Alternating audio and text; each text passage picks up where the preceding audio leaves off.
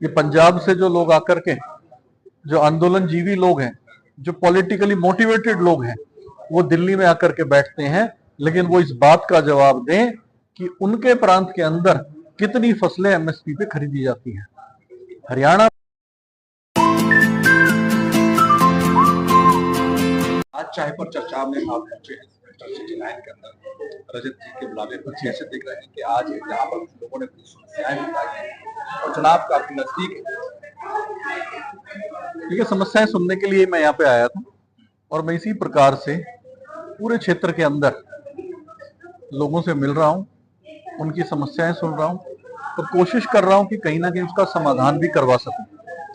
और काफी हद तक हम प्रयास करते हैं कि उस समस्या का समाधान हो, और जो कोई बड़ी समस्या है तो उसके लिए अधिकारियों से बातचीत करके क्या प्लानिंग बनाई जाए, उस बात की चिंता करते हैं और उसका समाधान करने की पूरी कोशिश करते हैं। क्या खास ऐसी समस्याएं जो बताई गई जिसको लेकर दो समस्याएं सामने आई, एक पेयजल को लेकर, एक दूसरा ने कहा कि जो 70 साल से ऊपर के लोग हैं, बुजुर्ग लोग हैं, उन पे जिस प्रकार से जो टैक्स की जो प्रक्रिया है उसको उठाया जाए, उसको लेकर भारतीय जनता पार्टी की बात क्या वो है और इसको कमल यादव कैसे अपनी बात को, उनकी बात को अपनी सरकार के सामने रखेंगे। माननीय नितिन गडकरी जी ने इस बात को उठाया भी है और निर्मला सीतारमण जी जो हमारे फाइनेंस मिनिस्टर हैं, उनके आगे इस बात को रखा है और मेरे संज्ञान में भी ये बात आई है, पहले से भी ध्यान में थी और इस पर कहीं ना कहीं हम काम भी कर रहे थे, लेकिन अब इसको और प्रमुखता से उठाते हुए मैं भी अपनी तरफ से आदरणीय निर्मला सीतारमण जी को और देश के यशस्वी प्रधानमंत्री आदरणीय नरेंद्र भाई मोदी जी को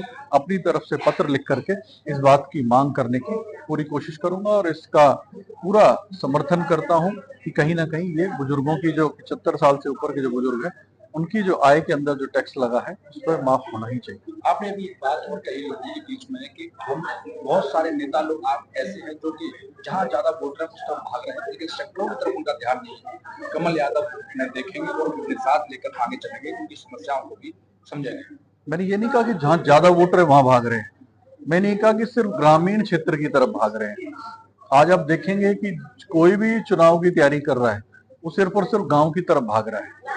सोसाइटियों में कहीं ना कहीं आप देखेंगे ना तो उनका कोई संपर्क है, ना कोई उनका कहीं आना जाना है और सिर्फ एक क्षेत्र तक सीमित है। और एक कारण ये भी हो सकता है कि ये बहुत बड़ी बड़ी हाई राइज सोसाइटीज हैं, इनके अंदर घुसना मुश्किल हो जाता है और एक इनकी आरडब्ल्यूए के माध्यम से ही या कुछ इस तरह से हम कनेक्ट कर सकते हैं। लेकिन जब हम एक दूसरे से परिचित हो जाते हैं, जिस प्रकार से आज हम सब परिवार मिलन के रूप में आज हम सब लोग मिले हैं, तो उसमें ना आरडब्ल्यू की जरूरत पड़ती है ना किसी और की जरूरत पड़ेगी। आज ये परिवार के रूप में हम जिस प्रकार से मिले हैं, सबसे घरों के सीधे संपर्क है, फोन करेंगे, घंटी बजाएंगे और घर में चाय पी करके आएंगे, ना हमें किसी के बिचौलिए की जरूरत है और हम सीधा संपर्क अपने जो साथी हैं, जो अपने क्षेत्र के मतदाता हैं, उनसे करने की कोशिश कर रहे हैं। और इसी प्रकार से मैं लंबे समय से लोकसभा चुनाव के बाद में हाई राइज और जितने भी अर्बन एरियाज है उसमें संपर्क में लगा हुआ हूँ और लगभग 50 से 60 सोसाइटियों का मैंने कवर भी कर लिया है और मेरे क्षेत्र के अंदर जो भी समस्याएं लोगों ने बताई है उस पर सॉल्व करने की कोशिश भी कर रहा हूँ। रजत जी, कमल जी, आज जिस प्रकार से गुड़गांव जिले के पटौदी विधानसभा के अंदर आज नायब सिंह जी पहुंचते हैं मुख्यमंत्री, आप भी वही साथ में थे। आज उन्होंने जो गुड़गांव के लिए और पटौदी विधानसभा के लिए घोषणाएं की हैं उस पर थोड़ा सा बताइए कि क्या क्या उस पर उन्होंने कहा है। आज मुख्यतः सारे ही बिंदु पटौदी विधानसभा के थे। लगभग 150 करोड़ से भी ज्यादा की सौगात आदरणीय हरियाणा के मुख्यमंत्री नायब सिंह सैनी जी ने दी है पटौदी विधानसभा को। और वो जब से मुख्यमंत्री बने हैं, लंबे समय से आप देख रहे होंगे कि कोई ना कोई डेली कोई ना कोई पब्लिक हित में को जो कुछ ना कुछ बात लेकर के आते हैं, चाहे वो ओबीसी आरक्षण की बात रही हो, उसी प्रकार से एमएसपी जो पूरे देश के अंदर आप देखेंगे कि हमारे बिल्कुल जाते हैं। आदरणीय श्री नायब सिंह सैनी जी पटौदी के अंदर पहुंचे थे, लगभग 150 करोड़ की सौगातें वो लेकर के आए थे और मुख्यमंत्री जी ने जब से चार्ज संभाला है, आए दिन कुछ ना कुछ नई नई योजनाएं लेकर के हरियाणा वासियों के लिए लेकर के आ रहे हैं। मैं धन्यवाद करता हूं आदरणीय नायब सिंह सैनी जी का, जिन्होंने हर वर्ग के लोगों के लिए काम करने की सोची और पूरे प्रदेश के अंदर जितनी भी समस्याएं लोगों की थी और प्रैक्टिकल रूप से थी। परिवार पहचान पत्र के ऊपर लोगों को लगा कि इनकम की दिक्कत है, तो उन्होंने सेल्फ अटेस्ट एफिडेविट की बात की कि भाई अपना एफिडेविट स्वयं दो, अपनी घोषणा करो मेरी इतनी इनकम है, हम उसी को मान लेंगे। इसी प्रकार से प्रॉपर्टी आईडी के अंदर लोगों के ऊपर पोर्टल के ऊपर बताया कि आप अपने आप पोर्टल पे अपना कोई प्लॉट के साइज में दिक्कत है, कुछ भी है, आप उसका एफिडेविट दीजिए, हम मान लेंगे। इसी प्रकार से किसानों की अगर मैं बात करूं तो पूरे देश के अंदर हरियाणा ऐसा पहला प्रांत है जो 100% फसलों को एमएसपी के ऊपर खरीदता है। ये पंजाब से जो लोग आकर के, जो आंदोलन जीवी लोग हैं, जो पॉलिटिकली मोटिवेटेड लोग हैं, वो दिल्ली में आकर के बैठते हैं, लेकिन वो इस बात का जवाब दें कि उनके प्रांत के अंदर कितनी फसलें एमएसपी पे खरीदी जाती हैं। हरियाणा पहला ऐसा प्रांत है जिसमें एमएसपी पर सभी फसलें खरीदी जाती हैं। इसी प्रकार से आपने देखा पिछले हफ्ते टीजीटी टीचर्स की जो भर्ती हुई किस प्रकार से हुई।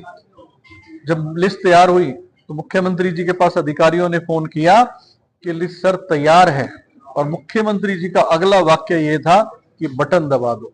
इसका मतलब यह कि मुझे कोई लिस्ट चेक नहीं करनी, जो योग्यता के आधार पर जो बच्चे उसके अंदर आए हैं उनको नौकरियां दे दी जाए। इतनी पारदर्शिता अगर किसी में है तो वो हरियाणा सरकार में, भारतीय जनता पार्टी की सरकार में है, आदरणीय नायब सिंह सैनी जी की सरकार। क्रीमी लेयर का जो 6 लाख से जो 8 लाख किया है वो बिल्कुल लागू हो चुका है। तो मेरा कहने का मतलब ये कि कोई घोषणा नहीं है, सारी जो घोषणाएं जो कर रहे हैं उनको साथ साथ लागू करने का काम भी इस प्रदेश के अंदर किया जा रहा है। अंतिम सवाल कि पटौदी विधानसभा को लेकर अभी जिला की मांग बीते दिन पंचायत हुई। उनका कहना है कि वहां पर इसको जिला बनाया जाए। उन्होंने एक कमेटी बनाई है और भाजपा सरकार से मांग कर रहे हैं, क्योंकि आप भारतीय जनता पार्टी के जिला अध्यक्ष, इसलिए आपके सवाल में पूछ रहा हूँ कि क्या ये संभावना है कि पटौदी को अब जिला बनाया जाए, क्योंकि उनका कहना है कि सारी चीज जो जिला बनने के लिए होता है वो फुलफिल करता है। निश्चित रूप से अगर इस प्रकार की महसूस होगी जरूरत तो मुख्यमंत्री जी इस पर संज्ञान लेंगे और बना भी देंगे अगर आवश्यकता होगी तो। बासठ विधानसभा को लेकर जिस प्रकार से और भी भारतीय जनता पार्टी के नेतागण अभी तैयारी कर रहे हैं, उनका कहना है जितनी आवश्यकता मुझे है उतनी ही पार्टी को जीते हुए प्रत्याशी की जरूरत है। तो क्या कमल यादव भी उसी रेस में है? नहीं, कमल यादव पार्टी का सच्चा सिपाही है। सबसे पहले मैं जिला अध्यक्ष हूँ, प्रत्याशी बाद में, पहले मैं जिले का अध्यक्ष हूँ। और मेरी पार्टी ने मेरे ऊपर ऐसे समय में विश्वास किया है 2024 के अंदर, जब तीनों ही चुनाव इस प्रदेश के अंदर हैं। पहला लोकसभा चुनाव था, विधानसभा चुनाव है, और अब इसके बाद तुरंत विधानसभा चुनाव के बाद में जो हमारी गुड़गांव की जो छोटी सरकार है, जो नगर निगम के जो चुनाव है वो भी होने जा रहे हैं। तो मेरे कंधों के ऊपर जो पार्टी ने जो बोझ रखा है, जो जिम्मेवारी रखी है, उसको मैं बखूबी निभाते हुए, पहले मैं जिलाध्यक्ष हूँ, उसके बाद में मैं सब कुछ हूँ। रजत भार्गवा ने आज एक मैसेज दिया है कि बासठ का विकास कमल के साथ। तो कमल के साथ दोनों कमल है, भाजपा का भी कमल है और कमल यादव भी कमल है। निश्चित रूप से भाजपा का विकास कमल के साथ, आपने देखा भी होगा, भाजपा ही नहीं पूरे हरियाणा का विकास कमल के साथ में है, इस बात की, और पूरे देश आज देख रहा है कि उनका विकास, पूरे देश का विकास कमल के साथ में चला। आपका मैसेज है टिकट भी कमल के साथ ही है? बिल्कुल, हमारे 90 के 90 हरियाणा के अंदर प्रत्याशी कमल का फूल ही है, जिसको भी टिकट मिलेगी हम उसके साथ हैं, और मैं भी उनमें से एक प्रत्याशी हूँ, इसमें कोई दो राय नहीं है, और पार्टी जो आदेश देगी उसको आगे बढ़ाएगी। रजत जी, एक प्रश्न है, छोटा अंतिम में प्रश्न है। कमल यादव जी आए हैं आज, तो आप उनके अगुवाई में क्या कहना चाहेंगे? जी, सबसे पहले तो मैं यही कहना चाहता हूँ कि कमल भाई हमारे बड़े भाई जैसे हैं और हम उनके साथ खुली तरीके से खड़े हैं, और मैं जानता हूँ कि सोसाइटीज में भी यही है कि हम वो सब कमल जी को सपोर्ट करने के लिए बहुत अच्छी तरीके से, परिवार में आज आपने देखा होगा कि सबने कमल जी का हमारे परिवार में स्वागत किया है। पूरे वार्ड ने, केवल एक वार्ड नहीं, 2 वार्ड की मैं बात करता हूँ। आज कम से कम 11 से 12 सोसाइटीज के RWA के और प्रोमिनेंट जो सिटीजन्स हैं, बड़े हमारे, हमारी माताएं बहनें, सब आज यहाँ पे आशीर्वाद देने के लिए कमल जी को आई थी। तो मैं बोलना चाहता हूँ कि हम सबकी तरफ से सोसाइटी